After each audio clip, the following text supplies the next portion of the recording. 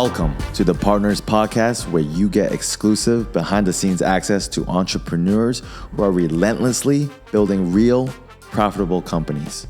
Join us as we ask them the hard questions so you can take away the mindset, strategy, and tactics that launch them to success.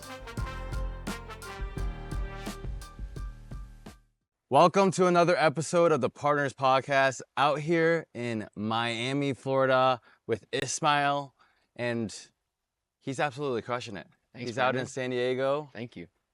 Just graduated college with his business partner still in college, and they broke $40,000 a month. Yeah. That's nuts, dude, because after graduating college, I was still at $8.25 an hour, and I had to really work to get that job. But the fact that you're here and you did what you did, Exactly. it's reassuring. Well, It's thank you. reassuring. I appreciate it. Thanks Still for that legit. great intro, man. Yeah, of course. Well, this session's mainly for you. I know you had a list of questions. a lot of questions. You wanted to kind of get some insights of like how you can overcome some of the challenges you're facing. Yeah. Tell me a little bit about, where you're at with the business and where you're trying to take things. Yeah, so we're at about 18 months, just past, 18 months in business. We were doing about 4K a month this time last year, and we just hit 40K this last month. So a lot of growth this last year, a lot of, just figuring shit out as we go along, breaking some eggs. Hired our first time employee this year, great first time employee. He is one of those people, I don't know if you ever experienced those hires, but you hire them and your business immediately gets better. Like there was an immediate noticeable, just like, okay, our bar was here, he set the bar here now. Yeah, that's amazing when you bring in the right people. Yes. They elevate the whole company. We got very lucky with him, and so we've grown. But I think our biggest challenge right now is we have a team, and I need some guidance on management and how to motivate people, how to keep people, how to retain talent. Awesome. Yeah, let's break it down. Yeah. What is your first question about that? My first question is, how do I motivate my employees, and how do I create a company culture? Yeah. So when it comes to motivation comes and goes. Yeah. Discipline is something that's developed and it's there. It's more of like a long-term quality. Yeah. So I would look for people that have a track record, Mm-hmm. that have a track record of consistency, a track record of discipline, whether they've held a job for several years or they've shown that, like, if they ran a business before, they're part of a 5-star business and experience, right? Like that's why we do like to hire from Apple and Best Buy, because they have a really high standard of who they let on their sales floor. And so understanding it's really who and the values that come with that person, like what do they stand for? Are they someone who cares about being on time and accountable and communicative? Like, do they care about that? And when you find someone like that, even on their off days when they're not motivated, they're going to show up and they're going to be delivering results for you and your clients. So I think that's the most important part, is outlining the 5 or 6 qualities that define your company and what you want everyone to bring in terms of like both teamwork and client work, and hiring around that. And it's having like kind of like the dream scenario in mind before you kind of take that step, and just knowing what you want. And then in terms of like motivations, I think it comes down to two major things. Incentives. If you want to know the outcome in almost all situations, you got to look at the incentive. Does someone have the incentive to put in more hours? Does someone have the incentive to go above and beyond? And it doesn't have to always be monetary. Like if you give them compliments and you show that you appreciate them staying late, that sometimes is enough in the beginning, right? And so making sure that you understand how you can align incentives that matter to whoever you're working with, and also outlining a progression plan for growth. Like where are they going to be in a year? Where are they going to be in 2? Like how are they going to grow with your company? What are you looking for? And how do you define what you're looking for? Do you have not just a job description, but like an actual outline of these are the additional skills, these are additional qualities, maybe even numbers that they need to hit, KPIs they need to hit to be able to get a promotion or become a manager, become a director at your company.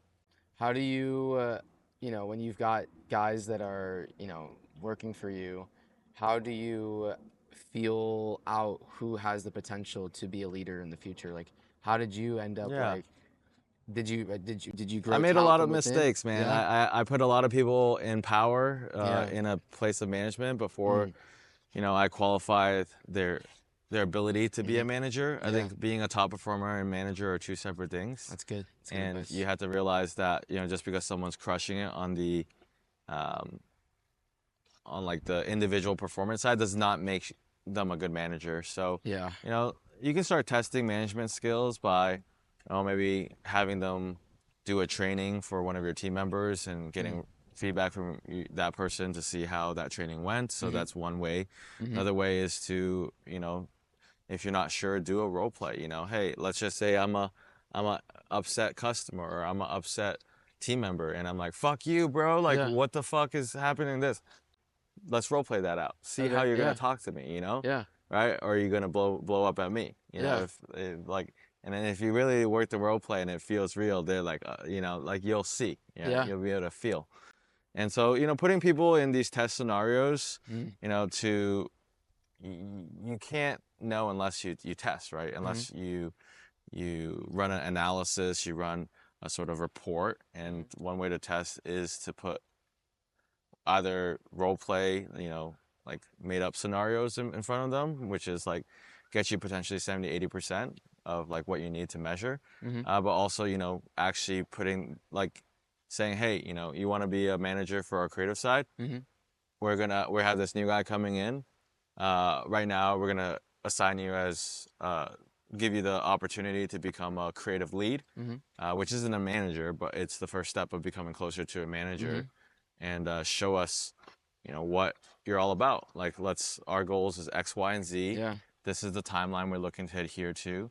These are the reports that we're looking to see in place.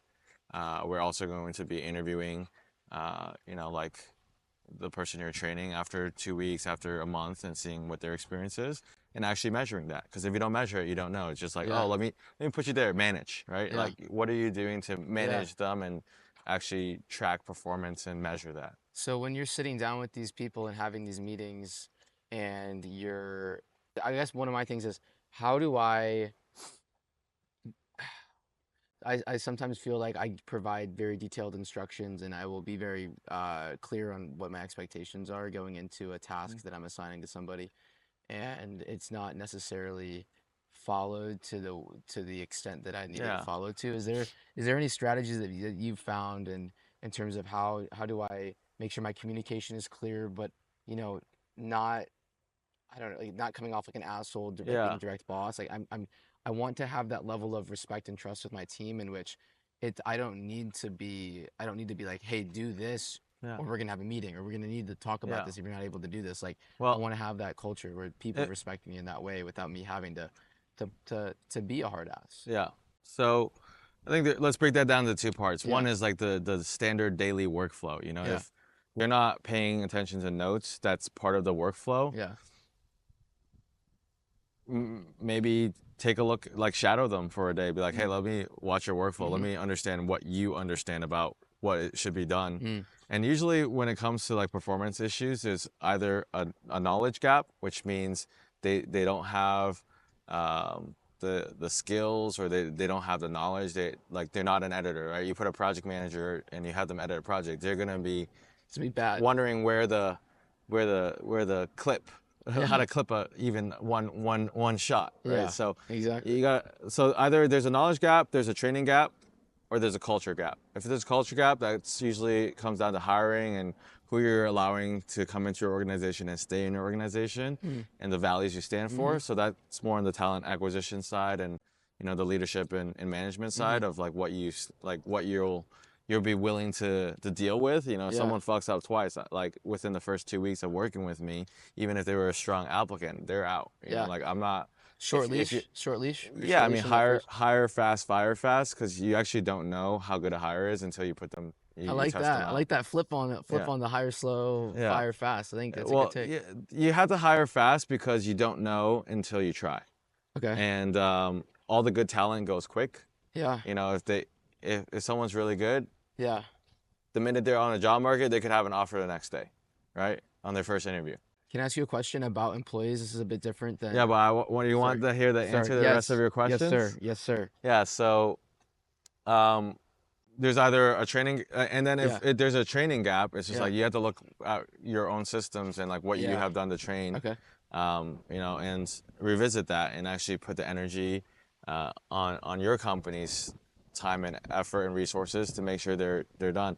And also, you know, with training, there one aspect is the expectations, right? Like what is a reasonable expectation? I don't expect my creatives to be able to go on 20 shoots a week. I know some founders do because they know how to gas on, Yeah. but the average person, you know, the average person on my creative team, I'm expecting them to do 10 shoots a week. 10 shoots a week. Yeah, 10 and shoots so a week. like people's performance start dropping when your expectation of their output does not match a reasonable expectation. Wow. Where like you're expecting your editors to catch all these notes, but if they have 50 edits that are piling up, it's because you haven't allocated the right resources. So resource and budget allocation has to play in with that, where hey, you know, for every $40,000 of revenue, we're gonna spend at, like, depending on your volume of photos versus videos, maybe, hey, 8% of that budget or 10% of that budget is gonna go towards editing.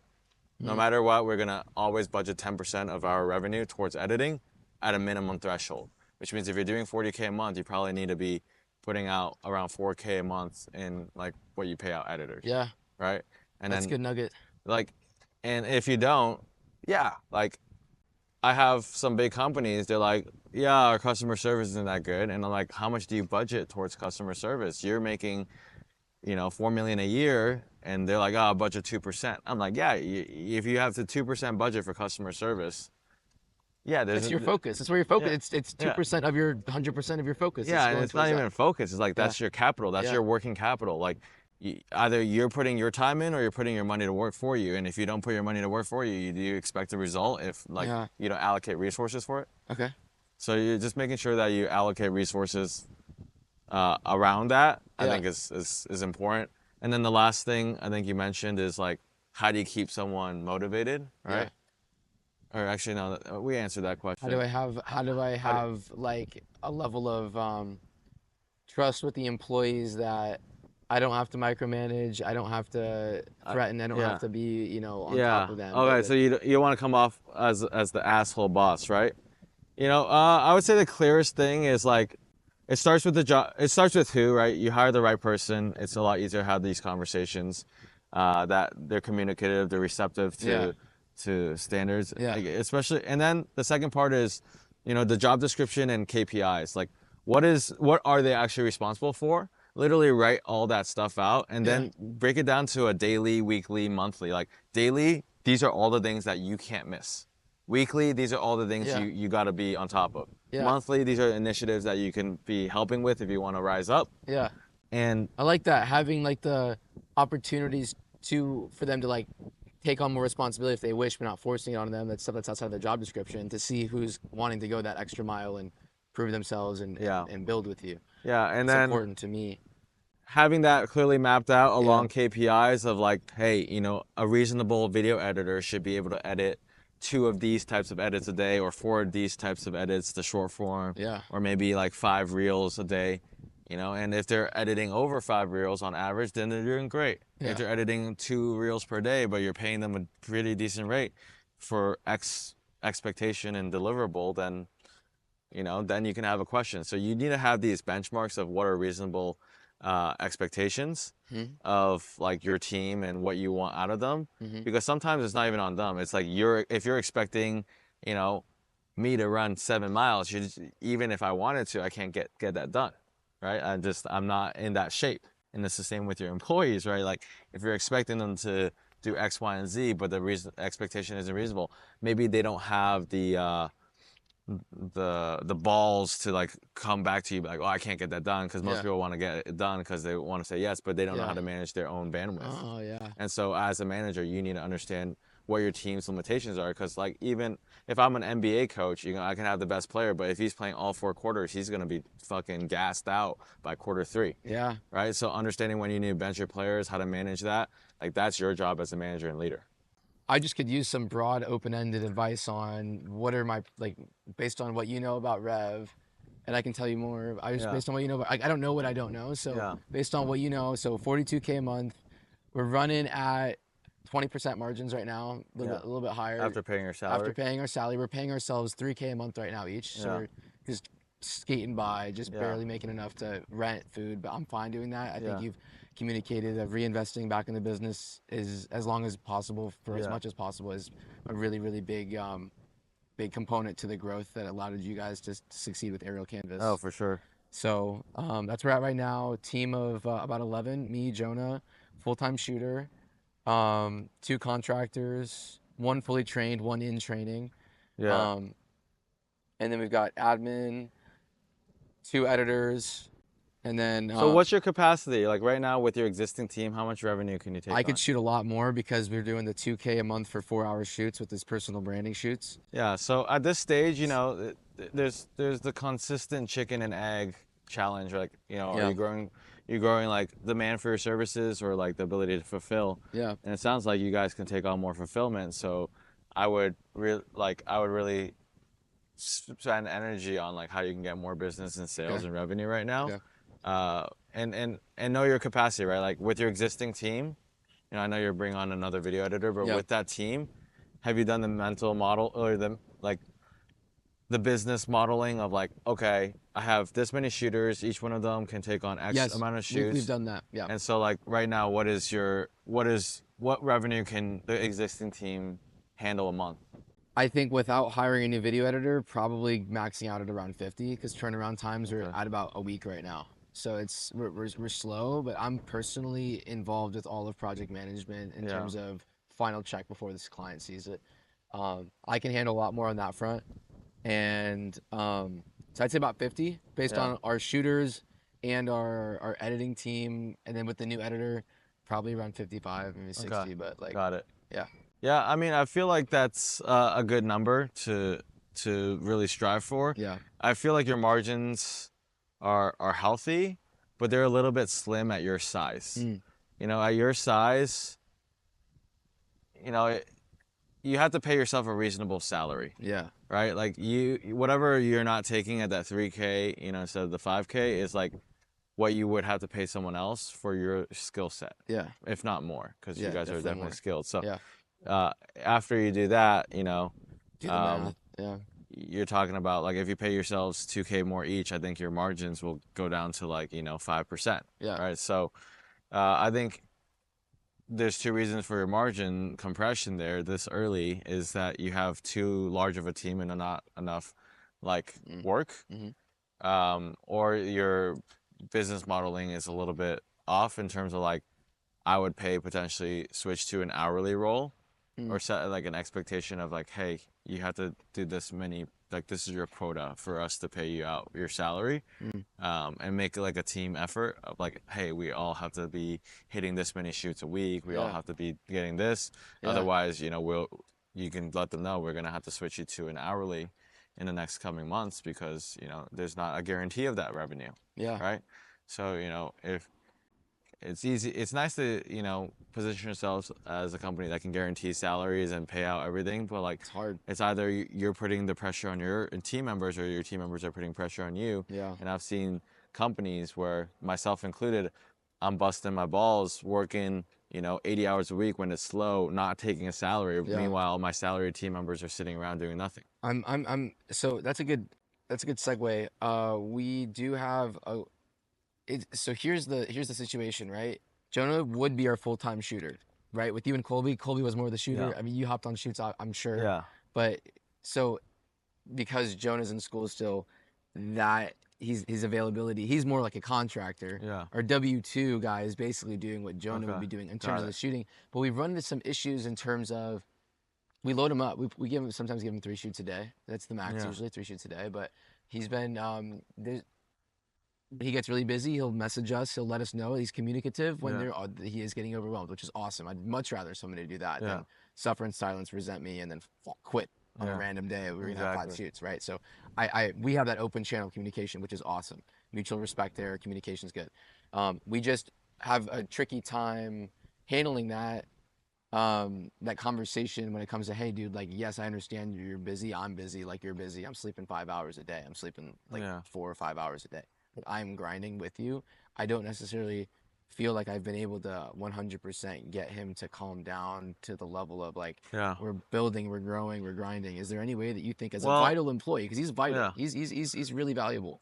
Well, you know, there's 2 usually big inputs and outputs. Like, one is, what does his dream job look like, right? Like, obviously, everyone's dream. I mean, a lot of, you know, people with broke mindset, their dream jobs is to do nothing and chill in a pool by the pool. But like, realistically, what is his dream job? Like, how many shoots is he doing?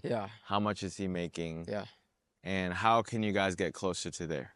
Right. And setting that North Star for him, so you know what you're building towards and how you can help build towards like what he's hoping for. Because seeing like that there is salvation, there is a light at the end of the tunnel, allows people, the hope allows people to keep pushing through. For sure. Right. But if they're like, shit, am I gonna be a slave to this job forever at this, like, they're already defeating themselves in their mind about like why they should stick around. Do they have like a clear idea of like how are they going to grow with your company? Once again, it comes back to the progression plan. And then sometimes, you know, some people are willing to gas on for money, but like, figure that out. Be like, hey, you know, right now, would you be willing to work 1.5 person's job and do the overtime so we can pay you a little bit more in the short term? And have that honest conversation, because, you know, you should pay him what's fair, right? You know, if he's doing a 1.5's job, is he getting paid a 1.5's wages? Right. So if you're not doing that, then he also might feel a little bit demotivated. Like, wow, why am I busting my ass so this company can make more and I'm not making $1 more? Right. And so you got to make sure the incentives are aligned with performance and someone has the incentive to put in the extra work. Because if they don't, you're going to get the opposite. Demotivated, burnt out. You know, like, I know a lot of people overnight, I throw another $1,000 on a project or something, or I give them a $500 bonus incentive. All of a sudden, they got this newfound energy. It's like them seeing the finish line and them like sprinting for it, right? You know, and that's a tool you can use from time to time, but it's also not sustainable. If I just put that carrot out, be like, hey, dude, you know, how about more overtime? How about another 20 hours of overtime this week? One more week. You know, and understanding that, you know, everyone has a limit. You know, for me, I can do 80 hours straight for 2 years. You know, for 2 years, 80 hours a week for 2 years. But that's different. You know, I'm made different. I own the company. I'm all in. I have addictive personality. Like, I used to play video games for 12 hours, you know, in a row, and like, you know, wouldn't be phased or like tired. You know, that's just who I am. Figuring out who they are as well, you know, like, and you can find clues of like who they are just from like, it's like poker. It's like playing cards. Like, which card are you gonna play? It's like with sales. Like, you know, how do you ask for the budget in a way where it feels organic? It's the same with employees when it comes to like figuring out where they're at. Hey, you know, where do you want to be financially? Okay, how much work do you want to put in to make that happen? Are you willing to, you know, put in overtime? And seeing like roughly where they're at from a feeling perspective, like, oh no, I don't think I've done enough of a good job at actually asking those questions. I think it's a lot of it projection. It's like, oh, we see this in you, but I haven't even asked him straight up, like, hey, what do you actually? Because we've talked about his financial goals. He wants to be at about 1.75x his salary right now in about 2 years. So he's making about, you know. Well, you have to have a clear outline of how he can get there, because from a linear perspective, you can probably pay him maybe 25% more, 30% more for tenure, but the rest of the 0.5 or the 50% probably needs to come from him helping you build the company. That's what I'm saying. So, which is like, yeah. hey, how many creators have you helped us train up? Yeah. How many clients have you helped us retain at a higher level, like because they're shooting with us because of you, right? How many clients have you brought in even? Like if he can bring in 20 of his own clients, like that, huge. you could potentially be like, every client you bring in, we'll give you 5% from residual lifetime as a rev share, right? Wow. How do you keep someone like wanting to build with you because they see because that the game changes. The game. I mean, we're young business. Your business is growing. Like I think I haven't communicated to him that like if he wants that. We wants that salary, we can make it happen, but the role is probably going to be different than just a shooter. Yeah, you gotta and you gotta map it out, and it's not like gonna be like a overnight thing. Okay, 6 months, our goal is bring on another shooter. You're the one responsible for training them. And if you get them fully trained, we'll pay you another $500 a month. Right? And then you'll have the title of a creative lead. Okay, after that, we might bring on 2 more shooters, and if you're also responsible for training them, we'll make you like an assistant manager. Right? And then from there, you might get paid another $500 a month. So there you go. That's another $12K a year. If you bring in your, every client that you bring in, the first 10 clients that you bring, kind of like into the Rev ecosystem, we'll pay you, 20% as a first-time bonus on the first project, and we'll pay you 5% reoccurring, and we'll treat you like a partner. Because most people at that stage working with a startup, they want some sort of partner perks, right? And that's worth it because like having a partner at this stage gives you stability, not knowing if, this creative can quit and versus making him more of a partner where he's more bought in is instrumental at this time. And I had that with Colby, and I know you had that with Jonah, but Jonah's in school still. So, I know that's coming around the corner soon, but like you have to make sure that people are aligned with long-term growth. And if you don't do that, what do you expect when they don't know how they're going to get to where they want to get? If you have an outline for them, hey, we can make that happen. This is the next step, right? Let's get you closer to that. This is a very easy next step. Hey, once we hit, you're going to have to gas on a little bit. Once we hit 50K a month with Jonah, we're going to start looking at bringing on another creative, maybe, budgeting 4K, 5K a month for that. However much shoots that you want to take on in the short term, we'll budget more of that towards you until we're really maxed out. And maybe we hit 55K, 60K, we're for sure going to bring someone on. And once you get them trained, we'll get you at your current base plus another 500 a month. Nice. Right? Boom. Now they're like, okay. I'm aligned with helping you build. Because some people might have the scarcity mindset. Sometimes they're training someone for you on your team. And then they're like, well, does this mean I get less hours? Does this mean you're going to pay me less and pay them what I could have made? You need to figure out who they are. Because some people are like, give me the hours. And other people are like, please hire someone. I only want to work X amount.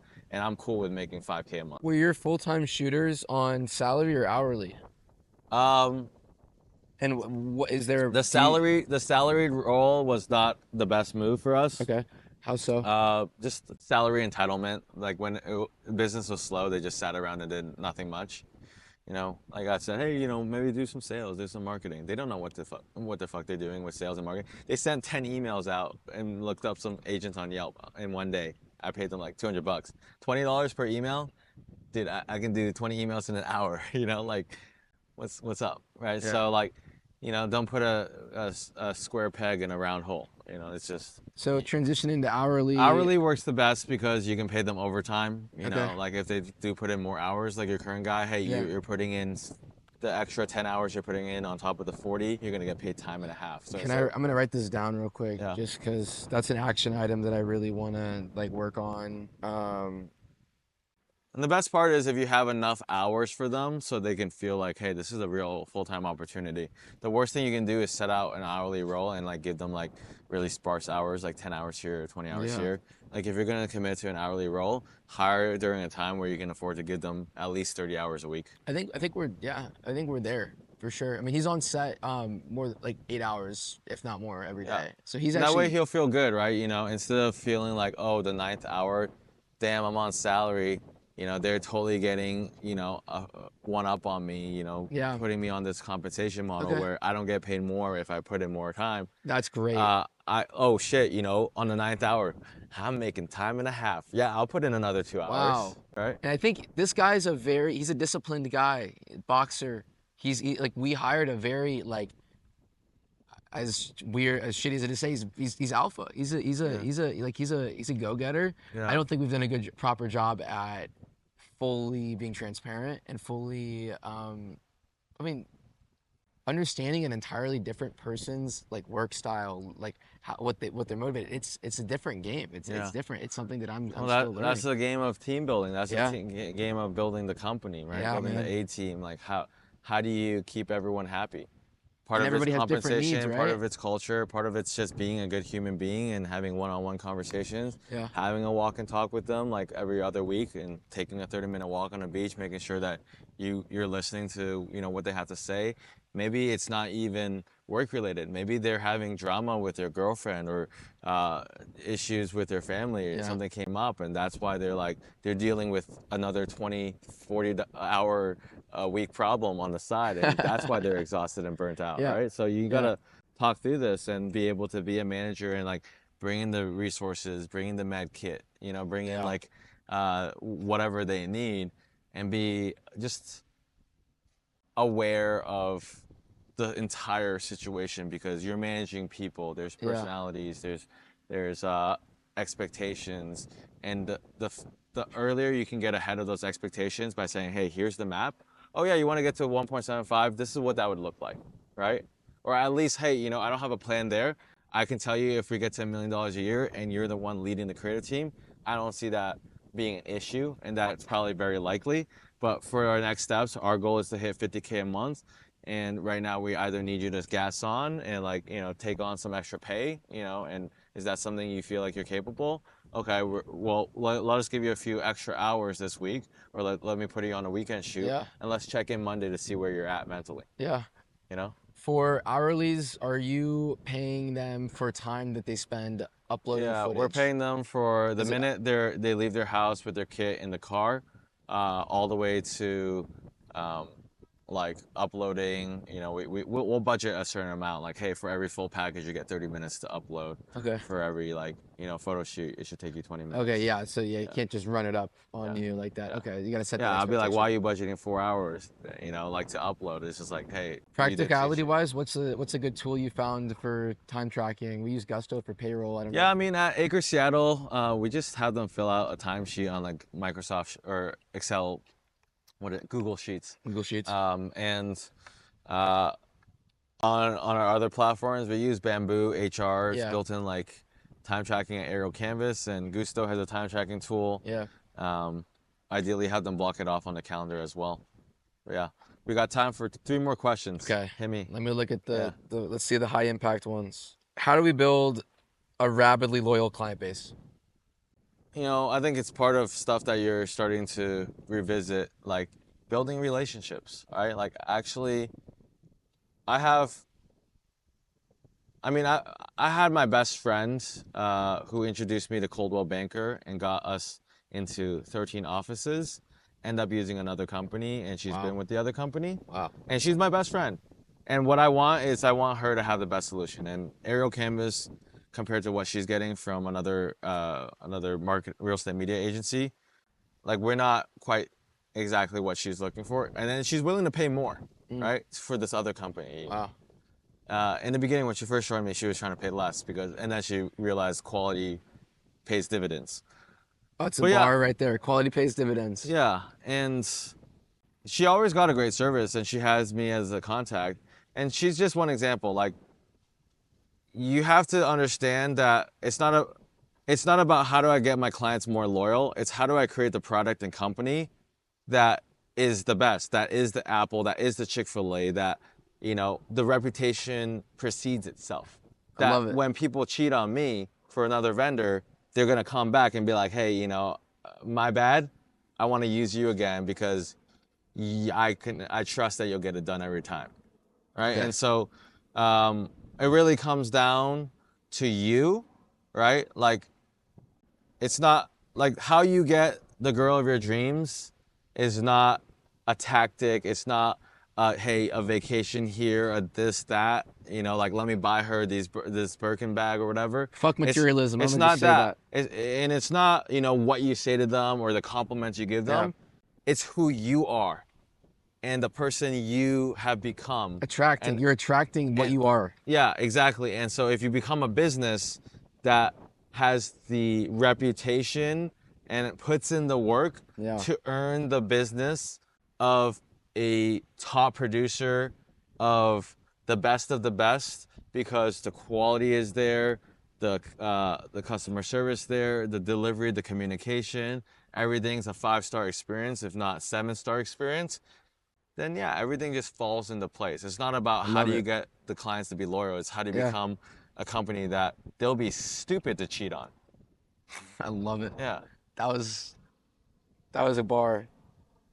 Okay, so this one's financial. So, Jonah and I have, we've got about, this question relates to cash in the bank versus spending cash. And right now, we did 42K last month. We've been pretty consistent at around, after everybody's paid every month, after the month's over, about 22 to 25K in the bank cash, cold hard cash, just sitting. Is it best to save it? Is it best to spend it? What percentage? And is the number in the bank, if it's not growing, is that bad? Or is it, I don't know too much about the financial side to make a good judgment on interpreting that data. Yeah, so as a company, you should always have enough like working capital to, make some significant investments and also account for payroll. If you have a slow week, if you have a slow month, what would that look like? If you took half the revenue, and November, December, January, it's slower months for most of us. So, like, what are your projections? Hey, this month we did 40, next month we're projecting 25. At 25, we're burning 10K. Okay, I would say realistically, you should have always enough reserves to, like, if you're at 50% of what your normal revenue is, that you have enough to survive a 3-month slow burn.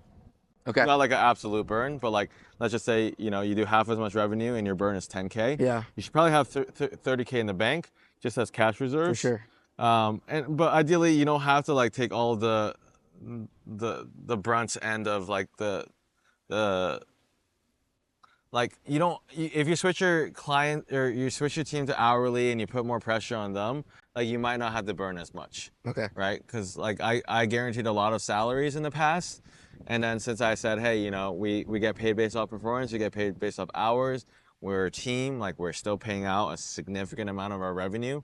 Like we're taking 20%, everything else is like 80% of anything that you produce, you're keeping, right? Yeah. If we're running 20% margins, that's really how much we're leaving for everyone else. For sure. So when I phrase it like that, they're like, oh, shit, you guys pay pretty well. You say that a lot. Right. It's about like it's positioning. 80 cents of every dollar that we make is going to you guys. Yeah.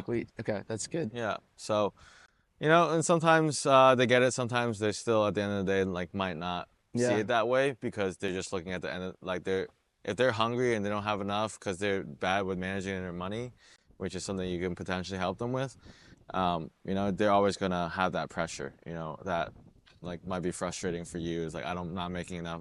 Yeah. What do you mean? You're making more than the average. You're making more than me. Yeah, you're making more than me. My employees make more than me. Yeah. So, like let it, like you can even be like transparent with that. But, at the same time, they'll be like, oh, well, you own the company and you're building equity, they can say stuff, like that. So the goal isn't to compare and like make them feel bad about it. The goal is really to understand where you could help them be.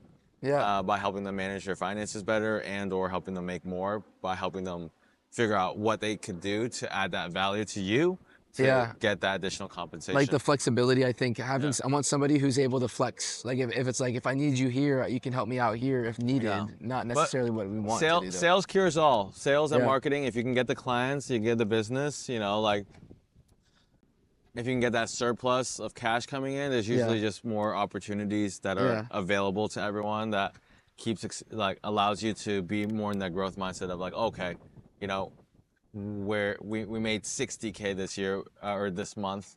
We have another, 15K in profits, not 5K in profits. What do we do? How do we reinvest this, right? Because it's very doable.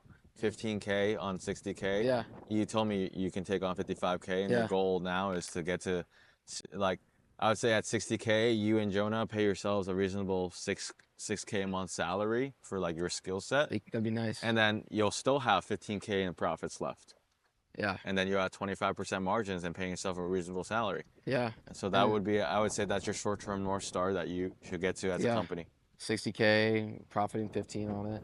Yeah. I mean, without paying for this trip, I mean, we were pretty profitable this month. I mean, I don't know necessarily how to depreciate the trip. For sure. Like, just consider it a one-time like experience investment, and I would look at your profits like without this trip. Oh, okay. Yeah. Okay, that would take us a little bit higher up. Yeah. I'll do the final numbers, but So probably closer to 30% then. Yeah. All right, cool. Last question. Yeah. I mean, I don't know if I kind of already asked you this, but like, I feel like as somebody being young, running a company, there's just so much I don't know. Like, what's something that I don't know that I need to know right now? I think you're in a great spot. You know why? Humility. I think the biggest thing that I've seen young entrepreneurs suffer from is that they make it big and then all of a sudden they know everything, right? And that's the most dangerous thing. And that was the most dangerous thing to myself, I was top of the top. I was being a bully even on some phone conversations. Oh, you don't want to partner with me? I'm going to take your clients then. Like that was my mindset instead of collaboration. I was just like, I was very cutthroat. And that hurt me in some conversations in the past where, I thought I needed to be Genghis Khan instead of, like trying to figure out how to be, someone who like creates a huge alliance. I'd rather create NATO than, become a superpower like Germany that has everyone fighting. You're fighting against everyone, right? So I think humility is very important, and I'm sure you have a newfound sense of humility once you see all these other ballers. So awesome. You're like, shit. The ceiling has just increased like exponentially. Yeah. There was a mental ceiling here. That's why I wanted to come. I was like, I'm at like a place right now where crossroads, different opportunities. I'm like, where do I go? And I think coming here helped me kind of see the next jump, the next steps. I would just say stay humble, have gratitude. Yeah. You've accomplished more in your 22 years than a lot of people in their 30s. A lot of people, thank you. Like that lived a whole life. Like you've lived a whole life already, so I would just say, if you stay humble and you have tremendous gratitude for the opportunities that you have, the clients that you can serve, that is going to take you to wherever you want to be. Like the gratitude is going to allow you to pay back your employees and the people that got you there, and the people that will help you get there, being willing to invest in, mentorship, which I know you're open to. Yeah. I constantly invest in mentorship. I think I've invested probably this year 70K. Wow. Like for myself personally, and that I see, as not that much, dude, even. Like, it's an investment. Like the amount that benefits me, like it's a selfish investment. I know every time I invest in mentorship, at least if I qualify the right mentor, I get my return on investment fairly quick. And so, like if I didn't have humility, I wouldn't hire mentors. And I see there's people in the industry that, they're either know-it-alls or they're too proud or they're too cheap to hire mentors because they've never done it. Like I literally asked some people that I'm like, hey, why not? They're like, or like, have you ever invested in mentorship? They said never. And it's not like, I'm not even trying to sell myself at that point, because I know I sell mentorship and a mastermind, but it's just like, okay, if it's not with me, you should probably find someone, someone to help, to guide you in this lonely journey. Because it's lonely. It can get lonely. Because like even with business partners, we face many different challenges, and Yeah. oftentimes it's on our own, even though we have business partners. Like, I felt like I was doing a lot of this stuff on my own. Me too. You know, even though Colby was my partner, he was handling the creative side, he was handling X, Y, and Z. But you know, his problems even came into me, or like became my problems, and it's just like, but I'm facing it alone. He's not like figuring it out for me. So when you have other individuals that have done it, you know, like Yeah. entrepreneurs, you know, people that, business owners, business leaders that have, you know, really made the mistakes that you should avoid, I think would be the biggest thing. Like, Stand on the shoulders of yeah, giants, dude. yeah. Like, So I would say like that would be my biggest advice, is to stay humble and stay filled with gratitude for the people that will get you there. You know, like, is your team, yeah, is your allies. yeah, You know, you could get there, but everyone on their own is capped out. Like, the best shooters, you know, Eric Davidson's, and if Eric Visuals? Eric Visuals. if he makes it to So, this, he's Eric amazing. Visuals. Yeah, he's amazing. But like, as one person, you're capped. You know, he might be able to do 40K a month, but that's it. It's like the personal trainer problem. Yeah. Personal so, trainer can only do as many personal trainer sessions as you can have time in the day. Exactly. So if you want to build a company, a Yeah. business, and not a job, the best thing that you absolutely can do in the process is, you know, just be thankful. Thankful for the clients that give you a chance. Yeah, man. Show gratitude to the team that's putting in the extra hours, that is helping you, you know, take care of the clients. And on the flip side, you know, have the humility to know that you don't know it all. Like, I don't, like, compared to like some of these people out there that are crushing, you know, like, we see these mega yachts and these penthouses and these mansions. We rented this, Yeah. you know, and for me it's a stretch. But like, there's people that like, this is whatever, and it's not the material, right? Like, this is what you see because it's showy and it's flashy, but it's, especially if they're self-made, right? Who do they have to become? How many opportunities did they have to create? How many lives did they have to change, and people that they helped, to be able to get paid like this, right? And I know, as someone who believes in capitalism, like, you get paid the value you create. So if you're in this, That changed my life. I heard that quote Elon Musk said, you get paid based off of the problems that you solve. exactly. So, you know, like, the people that are doing really well, Yeah.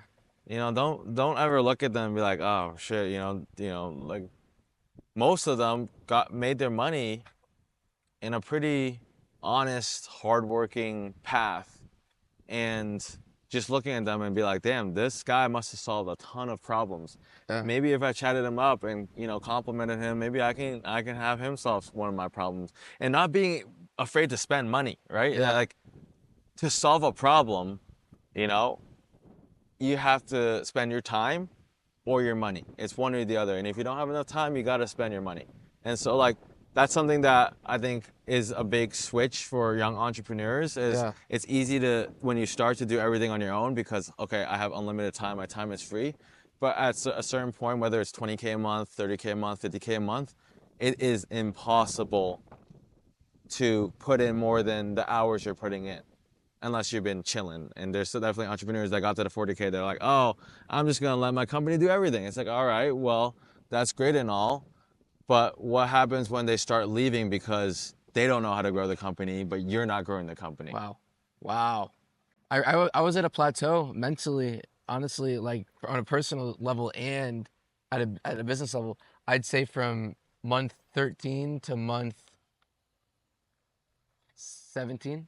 And then just this month, 18 month, we turned that shit back on. But yeah, dude, because I was like, we were at 26, we were at 25 to 33. And we were at that range for 6 months straight. It wasn't going up, but we looked at it, and that was where we realized the retention was the problem, the not having that little bit of a personalized touch. Yeah, feel it, like, if you have a leaky bucket, dude, doesn't matter if you, yes, imagine if, like, the bucket literally has a hole at the bottom. You could put a fire hydrant and it'll just go right through. Yeah. Right? So it's the same. That's exactly what we realized. Yeah. We were just adding new business and not fulfilling current business as well.